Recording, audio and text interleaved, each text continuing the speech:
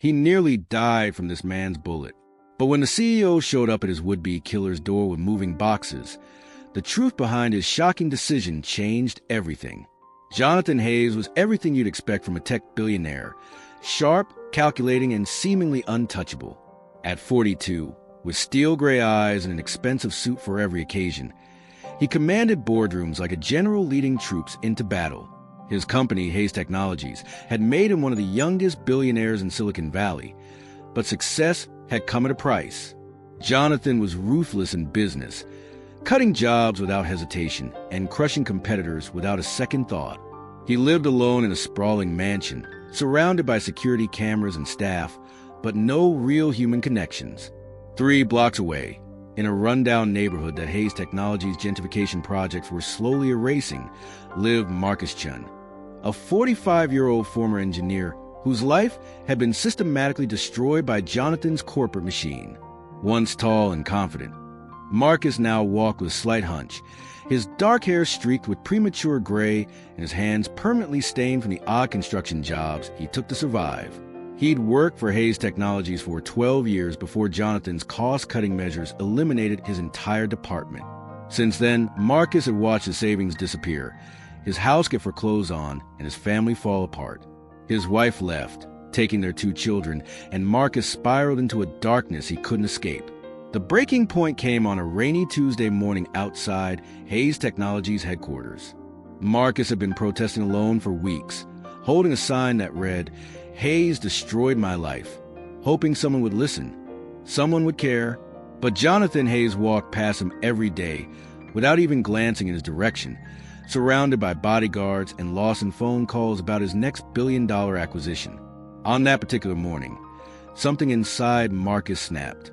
As Jonathan stepped out of his bulletproof car, Marcus pulled out an old service pistol he'd bought from a pawn shop and fired 3 shots. The first missed completely. The second shattered a window, but the third caught Jonathan in the shoulder, spinning him around and sending him crashing to the pavement.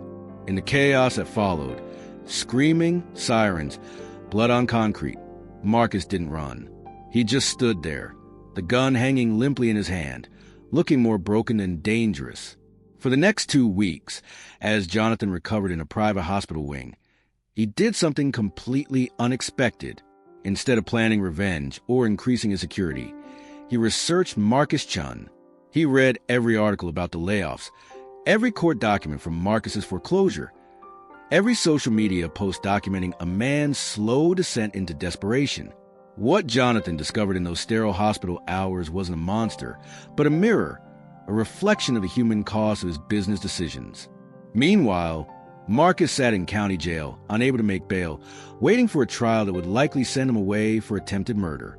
He had no visitors, no lawyer he could afford, and no hope left. He'd thrown away what remained of his life in a moment of rage. And for what? Jonathan Hayes was still alive, still rich, still untouchable. That's when Jonathan made a decision that shocked everyone, including his own legal team. He posted Marcus's bail himself, hired him the best criminal defense attorney in the state, and then did something even more bizarre. He bought the small, run-down house Marcus had been renting in the neighborhood Hayes Technologies was gentrifying and announced he was moving in. The media went crazy. Billionaire CEO moves in what would be assassin. Stockholm Syndrome, or secret revenge plot. His board of directors called emergency meetings. His security team threatened to quit. His family, what little of it he had left, staged interventions. But Jonathan was unmoved. He packed up his life of luxury and moved into a 2-bedroom house with peeling paint, a leaky roof, and neighbors who worked 3 jobs just to survive. Marcus returned from jail to find his landlord waiting with an eviction notice and a stranger sitting on his front porch. When he realized the stranger was Jonathan Hayes, the man he'd tried to kill, Marcus's first instinct was to run. But Jonathan stood up slowly, his arm still in a sling from the bullet wound, and said something Marcus never expected to hear. "I owe you an apology." What followed were the most uncomfortable living arrangements imaginable. Marcus slept on the couch while Jonathan took the bedroom, both men circling each other like wounded animals unsure whether to fight or flee. The first week was pure tension. clipped conversations, avoided eye contact, and the constant awareness that they were predator and prey sharing the same roof. But proximity has a way of breaking down walls. Jonathan began to see his neighborhood through Marcus's eyes. The single mother next door working 2 jobs who couldn't afford daycare. The elderly man across the street who rationed his medication because he couldn't afford both food and pills. The teenagers who dealt drugs because legitimate jobs didn't pay enough to help their families. These weren't statistics on a quarterly report. They were people with names, stories, and struggles that Jonathan's corporate decisions had either ignored or actively worsened. Marcus, meanwhile, was forced to confront the human being behind the corporate monster he'd tried to kill. He watched Jonathan sit up nights researching affordable housing initiatives, saw him quietly pay the medical bills of neighbors who didn't even know who he was, and listened to him make phone calls trying to place former employees in new jobs. The man who had seemed so untouchable was revealing himself to be deeply, painfully human. The real breakthrough came during Marcus's criminal trial. Jonathan not only testified on his behalf, describing the desperation that had driven a good man to violence, but he also announced a victim impact statement that stunned the courtroom. Instead of asking for justice or punishment, Jonathan asked for understanding.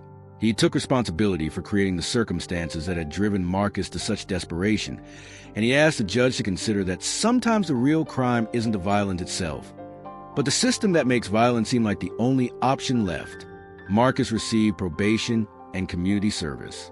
Jonathan received something more valuable, a second chance to build a life that actually mattered. But the story doesn't end with a neat redemption arc. The media attention eventually died down.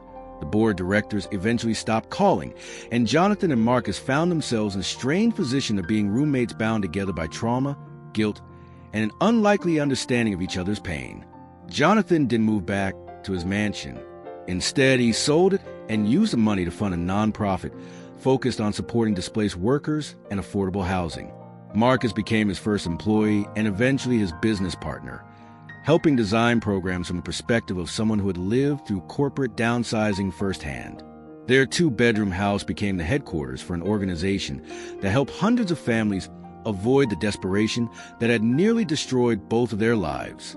The neighbors who had once watched suspiciously as the billionaire moved into their midst gradually began to see him as simply John, the guy who helped fix Mrs. Rodriguez's plumbing and drove old Mr. Kim to his doctor's appointments.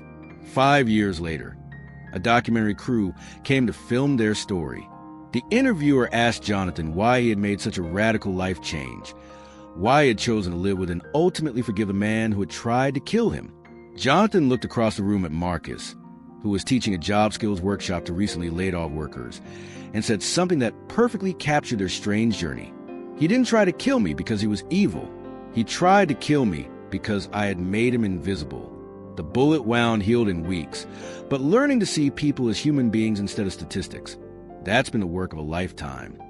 Marcus, overhearing the question, added his own perspective. I thought destroying him would fix what was broken in my life. Turns out, building something together was the only thing that could fix what was broken in both of us. Sometimes the person who hurts us the most is the one who can teach us the most about ourselves. Real change doesn't come from revenge or punishment. It comes from the courage to see your enemy as human and yourself as accountable. The most powerful transformation happens not when we destroy what we hate, but when we build something better together. If you like that story, please subscribe for more. Thank you, and until next time.